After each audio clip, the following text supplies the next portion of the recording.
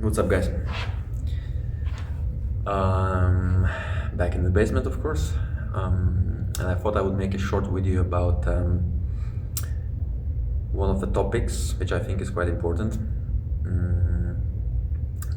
I can see many people doing some things incorrectly, and I'm sure if they are able to adjust it, they could probably improve a lot in the long run. So, in my opinion, it's quite an important subject which rarely gets mentioned. So it's about losing. Like, what is a good way to lose, a bad way to lose? Maybe just to start off with, I should talk a little bit about the fact that none of us at the top were able to get that strong without losing, right? It's almost impossible to improve without experiencing like thousands of losses. It's of course not so common for the big guys. Maybe if you are the biggest in the club, you will not necessarily lose as much during the training. But at the end, I think normally even for the big guys, like any successful big guy probably had a good training partner, and he had to keep losing all the time. I'm just saying that there is no way to avoid losing if you want to get better.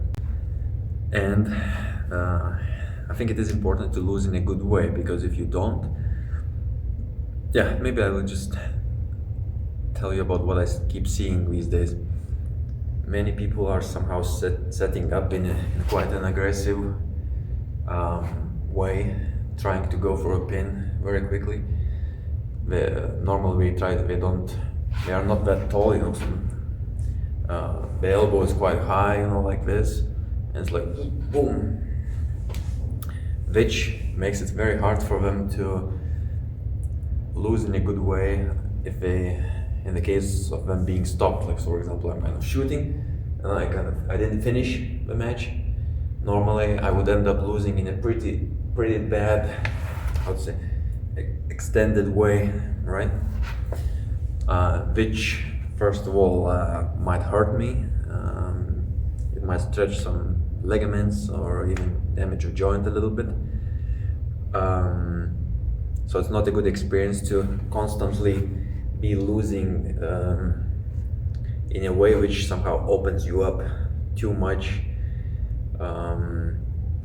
So if my body is not able to come back together with my arm, I end up really extending and stretching out my tendons. So I'm suggesting that instead of that, you should be ready to always come back together with your shoulder and your body, right? So even if you are losing a lot, like, you are still always in your locked position, which means that you are strengthening that locked position. You are not damaging yourself while being open. So it's somehow much more healthy way to get stronger, because it's much less pain as well. So when you go home after training, you don't necessarily feel destroyed that much. For example, when I wake up the next day, I really don't feel too much, just because I'm always locked up, moving together with my arm, never really opening up like this. But it requires to adjust your setup sometimes in order to always be quick enough to come back together with your arm.